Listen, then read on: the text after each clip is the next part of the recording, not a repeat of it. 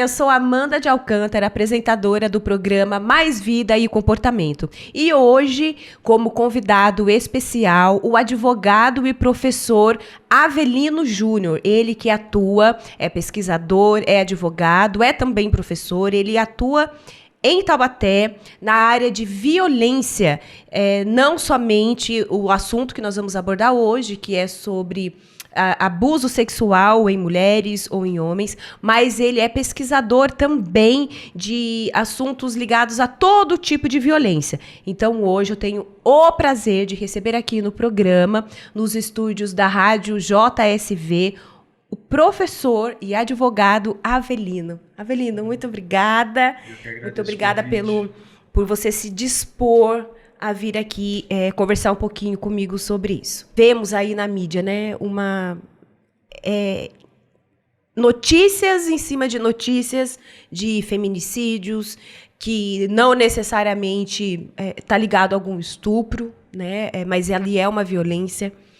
Vemos recorrentes casos de crianças sofrendo violências e abuso sexual. Professor, quando você se dispôs, conta um pouquinho para a gente, quando você começou a atuar nessa área como pesquisador desta área, o que te motivou, o que levou você a atuar nessa área, porque é uma área tão delicada, né? A violência, tanto para mulheres, né, adultos, mas com crianças também, né? Fico eu pensando que você atuar como advogado em casos cíveis, etc. e tal, é uma das suas funções, mas acredito que quando entra em algumas partes dessas questões de violência, que eu acho que foi por isso que você deve ter ido para a área de pesquisa e das organizações da qual você participa. Conta um pouquinho para a gente, professor. Então, em 2004, portanto, 15 anos atrás, eu estava dando aula na faculdade como professor de medicina legal. E a professora Valéria, uma ginecologista da cidade, ela atendeu no hospital universitário uma paciente vítima de estupro que já estava no UTI. Uhum. Ela ficou muito preocupada porque a vítima não tinha família e ela queria ajudar de toda maneira. Então ela se socorreu da enfermeira Cláudia, que é a professora de enfermagem, e as duas trabalharam na parte de saúde. Uhum. Só que elas queriam mais, queriam um apoio jurídico. E ela veio até a faculdade de Direito pedindo um socorro, um profissional, e chegou até mim. Eu me predispus a tentar ajudar. Uhum. O que eu posso fazer? Aí fomos três, eu, a professora Valéria, a professora Cláudia, no hospital conhecer a moça. E aí tomei a iniciativa de vamos chamar a delegada para fazer um boletim de ocorrência aqui no hospital. Uhum. Vamos levar o caso direto para o Ministério Público, porque não tem a família. E de repente, como eu sou concursado na Universidade de Taubaté, como professor e advogado do Escritório de Ciência Jurídica, eu como advogado trouxe o trabalho para a universidade no âmbito jurídico e entramos como assistente de acusação, acusando o indivíduo que tinha feito o estupro. Chegamos a localizá-lo e aí teve a denúncia, houve uma sentença e foi condenado. Então esse caso é um caso que nós pegamos de ponta a ponta, quer seja na parte médica, de enfermagem e a parte jurídica, até o final da condenação. Houve recurso, os advogados não conseguiram reverter a situação, então ele ficou condenado. E a partir daí, o grupo começou a pensar, e por que não juntar as forças? E aí, nesse meio todo, aparece a Márcia, que é assistente social do Hospital Universitário, na época estava nos ajudando. Então nós resolvemos, vamos fazer um projeto de extensão em nível comunitário junto à Universidade de Taubaté. E fizemos um projeto em 2004. E aí foi aprovado o projeto e nós começamos a fazer o projeto de forma que nós fomos atender. Então, o nosso grupo de atendimento. A quem? As vítimas de violência sexual. Certo. Começamos a atender aqui em Taubaté, o que chegaram. E aí, qual a nossa responsabilidade, se somos pesquisadores e professores? Trazer os alunos para acompanhar. Então, no ambiente sigiloso, tudo começa por um caso, um estudo de caso, montamos um grupo, que aí gera uma pesquisa, Trouxemos os nossos alunos do direito, da enfermagem, da medicina e do serviço social. E aí começamos a observar que muitas outras vítimas apareciam no PSGO, que é o Pronto Socorro de Ginecologia e Obstetrícia do Hospital Universitário, 24 horas por dia atendendo.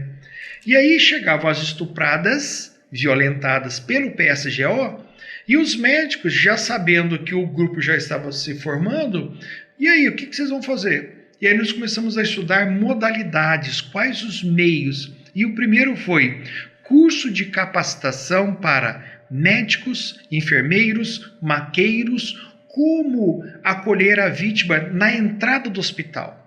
O que fazer com elas? Então nós fizemos um protocolo de atendimento. Escrevemos e colocamos, o médico deve fazer isso. Um protocolo específico. Nós criamos um protocolo. Viajamos, tivemos contato com outros médicos, outros hospitais, e começamos a observar que era uma área que para nós poderia gerar muitas pesquisas, e os alunos junto. Então nós fizemos um formato de protocolo, de forma que quando chega o paciente em qualquer hospital, ele é enviado para o Grupo Gaves. Então, nós atendemos às segundas-feiras, das 13h30 às 17 horas, dentro do Hospital Universitário. E como é que as vítimas chegam lá? Pelas portas de entradas. Quais são? Pelo SUS, pelo postinho, pelo pronto-socorro municipal, na época o Hospital Santa Isabel, hoje é o Hospital Regional, e eles vão mandando. Então, os primeiros atendimentos os hospitais fazem, mas continua. Por quê? Qual é o grande problema que nós vivíamos e hoje ainda estamos vivendo? A vítima estuprada vai na delegacia de polícia. Naquela época, há 10, 15 anos atrás, o que a gente ouvia? Eu, vítima, chego lá num sábado à noite, só tem homem me atendendo, cheio de gente atendendo, eu não tenho lugar, eu quero contar o que aconteceu, mas eu tenho vergonha, então eu não vou. Com o passar do tempo, veio a delegacia da mulher, delegacia especializada, mas ela não funciona no plantão. Então, até fazer com que a vítima vá até a delegacia da mulher foi uma luta muito difícil. Então, o Estado estava se aparelhando e as vítimas sofrendo. E aí, quando nós resolvemos fazer um curso de capacitação para o delegado de polícia, escrivães, e falar, olha, nós estamos aqui, olha, se quiser, pode mandar para o Gaves. E começamos a fazer as parcerias. Nossa, que então, bacana. as delegadas e os delegados, conhecendo o nosso trabalho, já encaminham. Chegou, já foi no Gaves? E aí começou a aumentar o número de vítimas. Não que aumentou o número de vítimas porque o Gaves existe, é que aumentou a estatística porque agora podemos indicar. Uma coisa, Amanda, é fazer com que a vítima vá no ML. Então, chega na delegacia de polícia, vá no ML. Não resolveu. Por quê? E o estresse? E se é uma criança? Como é que fica a mãe e o pai? Desestrutura a família. Sim. E se é a mulher casada? Será que o marido já estava ou não desconfiando da mulher? E não tem nada a ver, porque o corpo é a mulher que decide o que faz. Então ela era recriminada, como é até hoje. Então precisa de um lugar para ser atendida. Então esse protocolo nós passamos para todos os médicos que nos procuram como curso de capacitação. Outra coisa é o que o Gaves faz. Então, depois de toda, foi na delegacia, não é necessário ir na delegacia primeiro. Primeiro, a vítima tem que procurar socorro em saúde. Certo. Então, o primeiro ponto é ir ao hospital. Ir ao hospital. Tá. O hospital universitário. Nós estamos... Qualquer hospital, pronto-socorro, tem que ir no hospital. Para quê? Ser tratado com a medicação. Uma pílula do dia seguinte, um coquetel anti-AIDS. A pessoa precisa se prevenir de imediato. Depois, na segunda-feira que nós atendemos, vá até o ambulatório do Gaves, que fica no Hospital Regional, hoje é o Hospital Municipal de Taubaté, e lá nós vamos dar o suporte. Aí nós temos um protocolo de atendimento. Então, na realidade, o que nós estamos querendo? É prevenir e dar o suporte em atendimento à vítima de violência sexual. Entendi. Nossa, eu tô aqui pensando, né? Tô emocionada porque é um projeto que nasceu, né? há tanto tempo e precisa disso nas cidades. A gente precisa de trabalhos e de pessoas engajadas em projetos desta forma. E me faz pensar em tantas pessoas que estão aí sofrendo e não conhecem esse tipo de programa, né? E quantas cidades não estão aí sofrendo, quantas pessoas precisam disso. Eu vou para um rápido intervalo e logo, logo eu já volto para a gente terminar de falar sobre esse assunto. Até já! Olá, estamos de volta com o programa Mais Vida e Comportamento nos estúdios da Rádio JSV. E hoje está aqui ao meu lado, falando sobre violência sexual, o professor e advogado Avelino Júnior. Professor, terminamos falando, você contando um pouco do histórico sobre os programas para mulheres que sofrem abusos. E que vocês criaram um modelo, deram treinamentos, né, implantaram isso na cidade e nos nossos hospitais e pronto-socorros aqui de Taubaté. Doutor, e qual é o protocolo de atendimento a essas pessoas quando chegam com essa demanda? Então, quando chega no GAVES, nós partimos do pressuposto que ela já foi no pronto-socorro. E aí começam os grandes problemas. Por quê? Se porventura a vítima estuprada já tomou banho, já limpou, tudo que poderia ser coletado como prova, por exemplo, sêmen, já saiu. Então, essa mulher não foi orientada na delegacia. E é claro que um crime como esse, qualquer mulher quer se levar, quer tirar da alma o que aconteceu.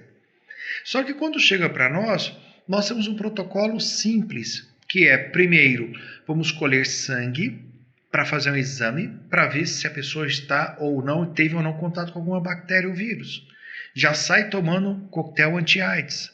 Nós já dando toda a lista de uma prescrição de medicação. E aí nós encaminhamos direto, naquele momento, para exame médico, junto com a enfermagem, e já chamamos a família. Então nós temos os psicólogos, que também são professores e ex-alunos da Universidade de Taubaté, que fazem um serviço voluntário, chamado de estresse pós-traumático. Então, tanto a vítima quanto a família da vítima passa por esse programa de 6 sessões. Então, quer seja a criança, quer seja o adulto, a família inteira interagem e nós começamos a detectar como retirar esse estresse pós-traumático. E depois de 6 sessões, encaminhamos ou para uma clínica especializada, ou a pessoa pode pagar, ou então para a clínica de psicologia gratuita, ou para o CAPS, ou para o CAPS-I, na rede que nós encontrarmos. Então nós temos aí um protocolo definido. E claro, se chega até nós um PSGO no hospital universitário, então os médicos e residentes estão capacitados para coletar o sêmen, para coletar talvez pelos pubianos que pode ser do agressor, coletar algo que esteja debaixo da unha da vítima, que pode ter contato com o agressor. Tudo isso nós fazemos e guardamos as provas. Nós não somos um instituto médico legal. Certo. Nós apenas atendemos a vítima. E está guardado no prontuário. Caso a vítima queira, ela tem o direito de pedir no Poder Judiciário, com autorização do juiz, para ver esse material. Mas nós não divulgamos porque apenas e tão somente nós estamos olhando para a vítima. Certo. Então, aconteceu um caso de estupro, a primeira coisa que eu penso, corro para o hospital. Exatamente. Porque agora saiu uma lei que passa até na TV, a lei do minuto seguinte. Exatamente. Você pode falar um pouquinho sobre isso? A lei do minuto seguinte, que está pelo Ministério Público Federal, na realidade é direcionar, ordenar. Você, vítima, não precisa ir na delegacia, você não precisa ir fazer o boletim de ocorrência. Primeiramente, cuide, vai para o hospital. Lá eles vão dar os primeiros socorros. E a partir de lá é que aí você vai na delegacia registrar a ocorrência, e não o inverso. O hospital não pode, não vou te atender sem boletim de ocorrência. Isso não existe. Já não existia, mas tinha resistências. Agora com a lei não pode mesmo. Então a vítima ela tem que ser atendida. É a vítima que está sendo atendida e não fazer registro de ocorrência. A vítima chega de madrugada, 3 da manhã, numa sexta-feira de carnaval, e de repente tem outros atendimentos, ela não vai se sentir constrangida. E ela poderia já ter ido na delegacia, melhor, no lugar da delegacia, ter ido no hospital para ser atendida. Nossa, né? Eu tô aqui pensando como é de muita importância, é algo que é pesado, porque são muitas vítimas, são muitas pessoas, e a gente está falando de uma agressão, nós estamos falando de algo que, como você falou, né? A alma. Isso. Quando essas mulheres, não necessariamente mulheres, mas quando as vítimas, quando essas vítimas chegam lá, e ela... porque ainda o estupro, a gente ainda tem uma certa cultura ou alguma coisa de que a culpa é sempre da mulher. A cultura, infelizmente, né? Então, veja bem, a mulher foi para dar um depoimento numa delegacia que só tem homem. É óbvio que eu não vou falar para um monte de homem, sendo que foi um homem, ou 2, ou 3, que acabaram de cometer um estupro contra mim, né? Comigo.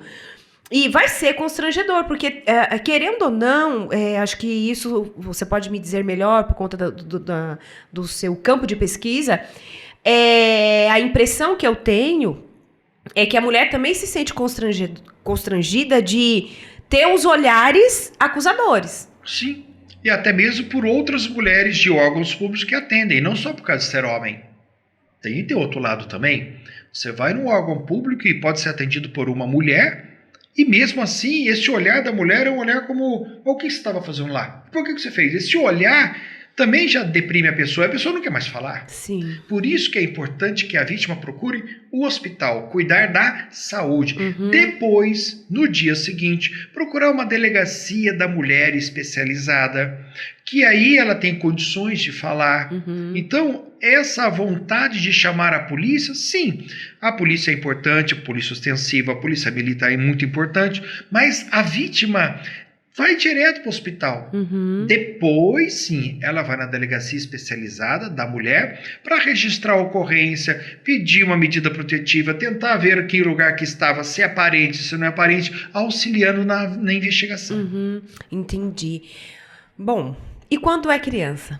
Quando é criança, como que nós detectamos? Muitas das vezes, as professoras do ensino fundamental detectam aquela criança que tinha bom comportamento, era muito alegre, de repente ela fica arredia, quieta, chora, não fala com ninguém, e aí a professora vai conversando o que aconteceu, leva para a orientadora, para a escola da escola, plum. Aí ela fala para a amiguinha ou fala para a professora. E aí que a escola chama os pais, e aí que os pais estão sabendo. Muitas das vezes já está acontecendo há tempo. Então, quem tem muito tato, que são os coordenadores pedagógicos, os professores, esse olhar é detectado na escola. E aí vem a família, e agora o que eu faço? Então aí é onde entra o GAVES, para acolher a criança, o que aconteceu, e aí nós temos os psicólogos, que olham para a criança através de alguns desenhos para tentar verificar como poder tirar esse estresse da criança. E aí a gente já encaminha para o especialista, que nós somos estresse pós-traumático. Certo, é algo pontual. É algo ali, aconteceu, teve o fato, é pontual, vocês dão o início, faz todo aquele encaminhamento para a pessoa, o acolhimento, e depois dá um destino ao caso. Isso. Só que o destino ao caso nós ampliamos. Certo. Aí nós vamos entrar direto com o Conselho Tutelar. O Conselho Tutelar vem aqui. Conselho Municipal da Criança e do Adolescente, vem aqui. Temos uma vítima. Então, nós encaminhamos a criança, certo? A criança. Então, muitas das vezes, o Conselho Tutelar é quem encaminha a criança para nós. Já foi detectada a violência. Entendi. Mas é uma via de mão dupla. Nós também detectamos. Quem que trouxe? A família, a escola, e a gente leva até o Conselho Tutelar. Olha, tem essa... E aí o que acontece? Nós criamos uma micro-rede, fizemos reuniões com o CRAS e com os CREAS. Então, nós temos detectando a vítima que chegou, nós encaminhamos para o CRAS, dizendo, olha, tem uma vítima daquela família, e aí o CRAS vai verificar se é uma vítima recorrente e ir direto com o CRES. Então, nós já temos uma micro-rede aqui em Taubaté. A gente conversa entre si. Aquele caso que foi, que saiu. Então, essa rede nós criamos por conta própria, através do CICTED, que a gente tem um Congresso Internacional na Universidade de Taubaté, e um deles, nós fomentamos um evento, chamamos de rede, chamamos todo mundo, vamos montar uma rede para se conhecer. E aí, nós começamos a trabalhar dessa forma. Nossa, que legal! Então, é um tema pesado, mas isso é tão bonito e bom ver que as pessoas se movem, né, e vão aí se disponibilizar a ajudar outras pessoas. A gente vai para um rápido intervalo e logo a gente volta ao programa. Estamos de volta aqui no programa Mais Vida e Comportamento, falando sobre estupro, sobre violência sexual, sobre como essa demanda tem crescido na cidade e quais os caminhos em que as vítimas na cidade de Taubaté precisam percorrer, né, vão buscar por ajuda para poder se cuidar, para poder ser atendida. E estou aqui com o professor Avelino. Professor, a gente terminou falando sobre casos de abusos na infância, que aí vai para o Conselho Tutelar, vocês são acionados e começa todo um trabalho. Eu tenho uma dúvida. E quando vocês detectam, você da parte jurídica, que é o pai que está lá cometendo a violência sexual com essa criança, mas a mãe não quer denunciar e a mãe não quer fazer nada. Cria-se um trauma infinito nessa criança. Ela vai ter que ser cuidada, ela vai ter que ser olhada, enfim, né? A gente não consegue, às vezes, mensurar a quantidade de traumas que vai sobrevir nessa criança. Mas, no meio legal, né? O que a lei, quando a mãe sabe, quando já foi detectado, teve vizinhos, o conselho tutelar, enfim, propagou-se isso. Porém, a mãe não quer ir até a delegacia. Ela foi até o pronto-socorro, ou a escola avisou, a escola detectou, o conselho tutelar, e a mãe fala, não quero dar parte, não quero fazer nada, e essa criança vai continuar sofrendo abuso, porque esse pai, ou esse tio, ou esse irmão, não vai parar. Dificilmente vai parar, né? Não estou sentenciando, mas dificilmente.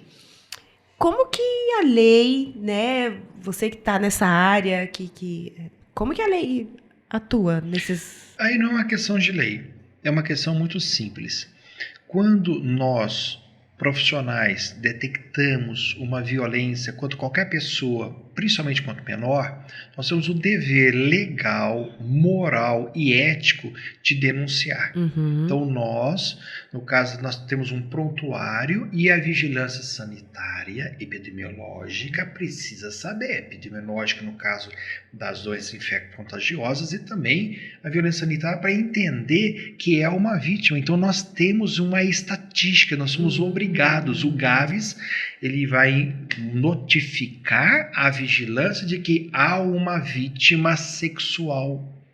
Então, nós ajudamos a alimentar a estatística, infelizmente. Só que com isso, a gente envia a notificação para a vigilância e também para o conselho tutelar, se for menor ou adolescente. E também para a delegacia da mulher, porque a delegacia da mulher tem competência para atuar no caso de criança, adolescente e mulher.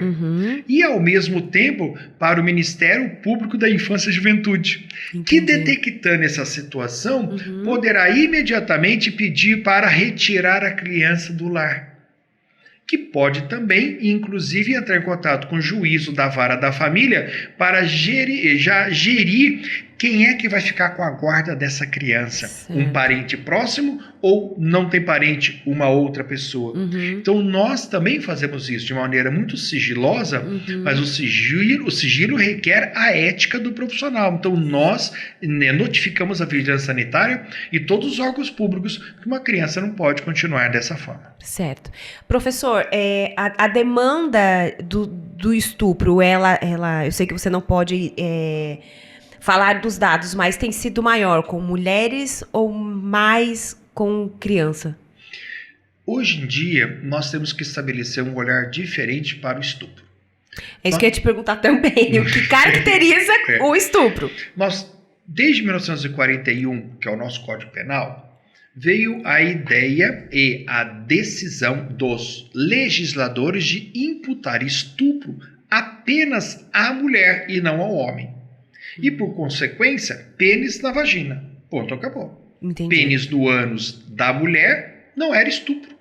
Era atentado violento ao pudor. Portanto, o legislador definiu a lei, o artigo 213 do Código Penal. Depois, na década de 2000, nós tivemos uma alteração no Código Penal que já aboliu o atentado violento ao pudor e colocou o estupro como um atentado pênis à vagina, pênis no ânus, quer seja homem, quer seja mulher. Passar a mão nas glândulas mamárias da mulher ou da menina é estupro. Um beijo forçado é estupro. Então, mudou o conceito de estupro, tanto na lei como legislador, quanto nos doutrinadores. Então, hoje, o estupro está muito vasto para ser conceituado. E aí dificultou o julgador, o juiz, porque ele precisa verificar até que ponto passou a mão ou não passou a mão. Até que ponto houve ou não houve o excesso. Então ficou uma coisa muito dificultosa. Então um beijo que a pessoa não queria, poderá o julgador condenar a pessoa a uma pena de mais de 6 anos. Enquanto que o outro que forçou o pênis na vagina, a pena é a mesma. Então nós começamos a verificar que, como o estupro ficou agora sem definição estreita e sim lastra, o que aconteceu? Agora nós corremos o risco de um beijo forçado, comparando com um pênis na vagina num estupro realmente, a pena é a mesma. E aí nós não temos a equidade da justiça. Se por um lado o povo pensa que o estupro deve ser para tudo, concordo, mas e a dosimetria da pena? Então aí o legislador agora precisa trabalhar como, vamos separar uma pena menor, uma maior. Não, mas o estupro é para tudo. Então agora nós temos essa situação jurídica que é o ônus da prova. O que é o ônus da prova? O dever de provar. Você foi estuprada? Prova. Como que vai provar que a maioria dos crimes de estupro acontece no lugar ermo, só a vítima, só estuprador? Não tem testemunha. Então, se o ônus da prova é de quem tem que provar e quem tem que provar está no lugar ermo, então eu não tenho provas. Então é a palavra do estuprador, da vítima. Por isso que a maior parte da legislação e dos conceitos doutrinalistas é para quê? A palavra da vítima tem que valer alguma coisa. Por quê? Porque o crime de estupro só acontece, ou na maioria das vezes acontece aonde? Em lugar onde só estão os dois. Então tem que valer. E aí existem os chamados abusos. Mulheres que falam que foram estupradas e nada aconteceu. Mas aí é uma questão de cada caso. Cada caso tem que ser analisado. A grosso modo, o estupro aumentou? Sim. Por que o índice de estupro aumentou? Porque o legislador deixou como estupro também pênis no ânus, também passar a mão. Então ele ampliou a conduta criminosa. Então, a partir daí, você aumenta o índice. Então, aumentou o índice de estupro. E uma coisa mais interessante é quando se fala em estupro, é que quando o homem realmente estupra literalmente a mulher, o índice não é tão alto externamente, mas sim nos lares. Então, nós encontramos muito mais estupros dentro dos lares, com os parentes, do que fora do lar. Então a estatística demonstra que fora do lar existe muito estupro, mas comparando dentro de casa, são os estupros em silêncio, aonde a mulher é estuprada pelo marido à noite ou de dia e não pode abrir a boca porque ainda apanha, e aí chegamos até o feminicídio. O estupro de primos, o estupro entre primas, isso acontece nos lares. E a estatística não aparece porque é o crime do silêncio. O feminicídio não acontece... Por exemplo, assim, você está falando dessa questão, né? Que aí a mulher pode ser estuprada pelo marido, apanha, é violentada, violência doméstica, etc. e tal. Aí ela não denuncia, fica com medo e aí vem o óbito. Aí é considerado um feminicídio quando este marido tá ali na tortura e etc e tal, e isso é considerado como feminicídio. E não é porque eu tô passando ali na rua, veio alguém, me matou, aquela pessoa cometeu o feminicídio. Não é dessa forma. Não. Tá, O feminicídio é a morte da mulher em virtude do relacionamento amoroso. Certo. Do vínculo afetivo. Então, matar uma mulher onde não existiu e não existe nenhum vínculo afetivo é um homicídio. Agora, a morte da mulher oriunda de problemas de vínculo de parentesco, aí sim nós falamos em feminicídio. Nossa, isso é tão sério. Sim, porque as pessoas têm que separar na estatística por que o índice de feminicídio aumentou. Agora estamos bem claros. Agora que a polícia militar consegue discernir o que é feminicídio e o que é homicídio, agora eu consigo ver a estatística. Antes eu não tinha na lei o feminicídio, então era tudo homicídio, então a estatística era uma só. Agora não, agora eu tenho o homicídio especificamente para homens e mulheres que não estejam com vínculo de parentesco, e tem o feminicídio, que é a morte oriunda de vínculo de parentesco, sentimental afetivo. É muito abuso envolvido, né? É muita violência envolvida. A gente vai para um breve intervalo e logo, logo a gente retorna. Até já. Olá, voltamos com o último bloco do programa Mais Vida e Comportamento aqui nos estúdios da Rádio JSV. Hoje um assunto bastante polêmico sobre violência sexual, sobre estupro, um assunto bastante pesado. Mas a gente quer deixar aqui para você uma mensagem, para você mulher, para você vítima de qualquer sexo, né, que você busque ajuda, que você não tenha medo de denunciar. Estamos batalhando muito para que a vítima seja olhada como vítima e não como a causadora do estupro ou da violência sexual. Veja, estamos hoje avançando em muitas pesquisas, avançando muito em ideias, em tantas coisas. Nós precisamos entender que o estupro não é culpa da vítima, porque se for assim, crianças também sofrem abuso sexual. Então, a culpa não é das crianças. Então, nós precisamos ajudar, precisamos entender. E eu quero que você fique com isso guardado para você hoje. Nós estamos aqui com um professor, advogado, que ele atua nesta área. Ele está aqui para nos ajudar, para dar orientações do que você deve fazer. Então, não tenha medo. Não se acue, denuncie, busque ajuda, tenha amparo, tenha onde você buscar esse tipo de ajuda. Então, a gente vai encerrar esse bloco. Quero que o professor fale para a gente, fazendo tudo bem certinho para que você vá aos pontos necessários para você que sofreu algum abuso sexual. Professor, fala um pouquinho, tenta dar uma resumida, né, como fosse um fluxograma de como essa pessoa que sofreu o abuso, todos os passos para a gente poder encaminhar essas vítimas de estupro. Bom, primeiramente, a vítima, dentro do lar ou fora do lar, deveria procurar ajuda médica psicológica. Portanto, se existem projetos que apoiam e também atendem as vítimas, procure imediatamente. Não precisa ir para a delegacia primeiramente. Você vai para esse grupo, por exemplo, o GAVES, que nós daremos todo o apoio, só que além disso, o atendimento médico, psicológico e do serviço social. Mesmo sendo criança ou adulto, quer seja homem, quer seja mulher. Não há discriminação. Depois, lá no GAVES, vamos orientar o que é necessário. Ir até a delegacia de polícia, ir até o Ministério Público, ou o Conselho Tutelar, ou o Conselho Municipal da Criança e do Adolescente, ou procurar a Vara da Família, ou a Defensoria Pública para ingressar com uma ação de divórcio ou mudança de guarda. Observe que o que precisa a vítima é procurar ajuda. Só que muitas das vezes ela não vai com medo. Medo de quê? Medo do que as pessoas falem para ela não ir porque ela vai ser perseguida. Sim, ela vai ser sempre perseguida. O medo da vítima de não procurar ajuda recai nela mesma. Ou você acha que ela, com medo ou sem medo, vai deixar de apanhar? Com medo ou sem medo, o agressor vai deixar de bater nela? Não. Então, esse medo ela tem que retirar.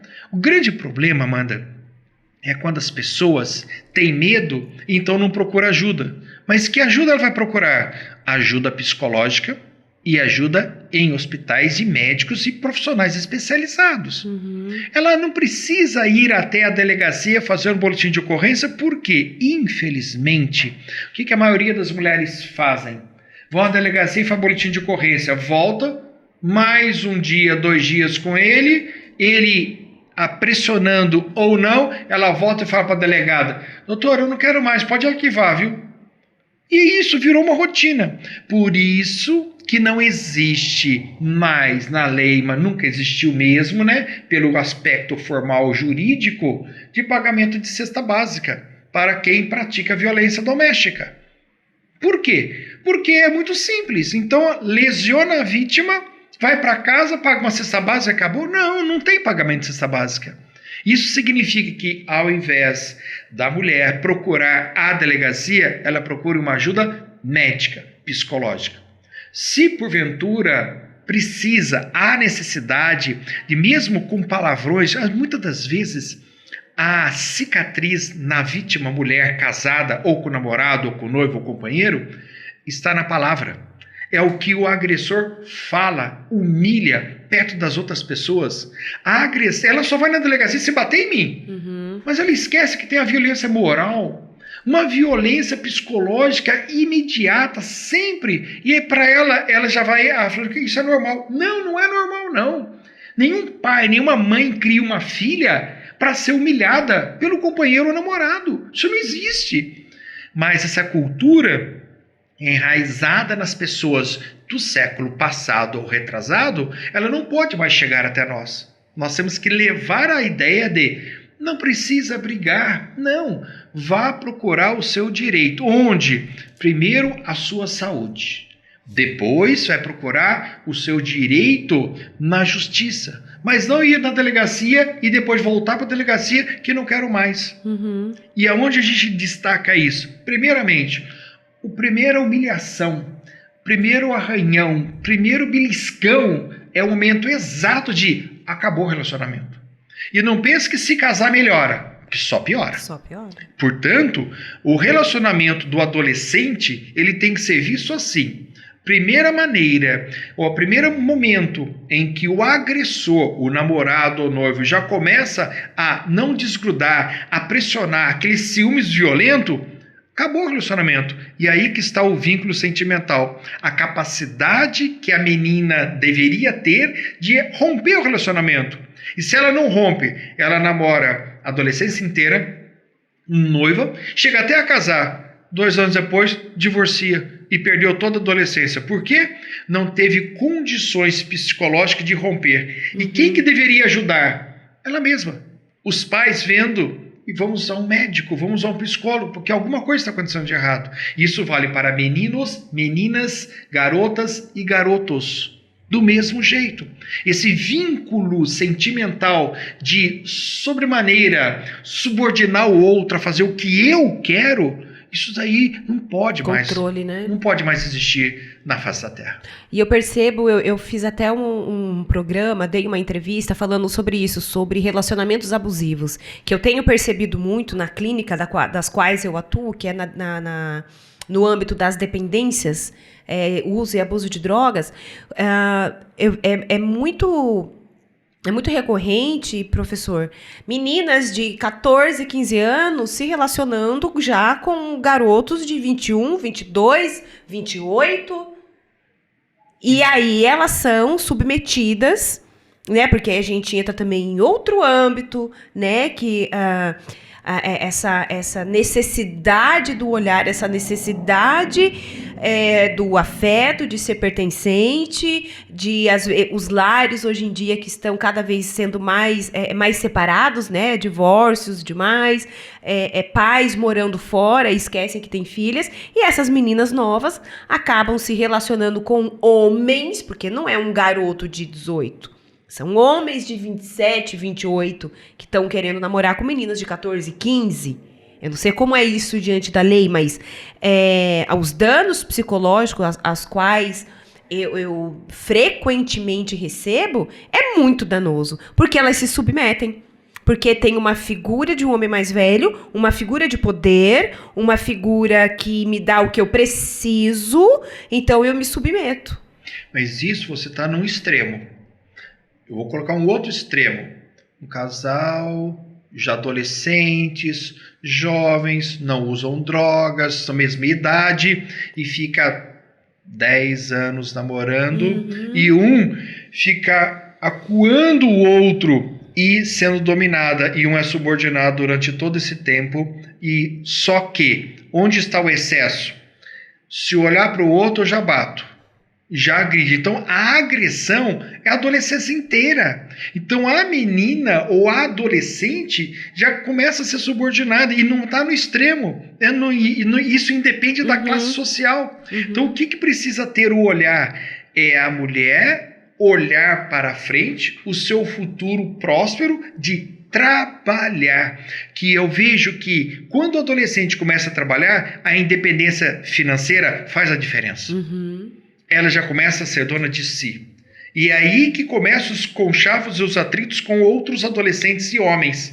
Porque a mulher quer o seu espaço e os pais têm que apoiar. Então, a partir do momento que existe a independência financeira, em tese, diminui esse vínculo. Mas se ele já vem desde a adolescência subordinado a alguém, fica difícil de encerrar esse momento de vínculo amoroso. Gente, é muita coisa, né? Quando a gente vai falar de violência, é muita coisa. Quero estender um convite para a gente vir falar de outras partes da violência, né? Que hoje nós falamos do estupro, que é algo que está na mídia, que é algo que é muito forte e muito, muito recorrente, mas a gente pode falar também de outros tipos de abuso que também são as suas áreas de pesquisa, né? De outros tipos de violência. Eu quero agradecer a sua participação aqui, muito boa, muito produtiva, que vai ajudar aí centenas de pessoas. Quero agradecer. Obrigado. E parabéns pela sua iniciativa. Obrigado. Há tanto tempo. Na realidade, eu tenho que agradecer o meu grupo, né? Sim. Que é a professora Valéria, que hoje é aposentada, a professora Cláudia, que é a coordenadora do GAVES, a professora Márcia, que é a psicóloga do Hospital Universitário, e eu, que trabalho juntamente apenas como pesquisador. A coordenadora do GAVES é a professora Cláudia Araújo. Ai, muito obrigada. Eu quero deixar aqui o recado para vocês. Então, vai buscar ajuda e a gente encerra por aqui um programa Mais Vida e Comportamento. Espero que vocês tenham gostado. Muito obrigada.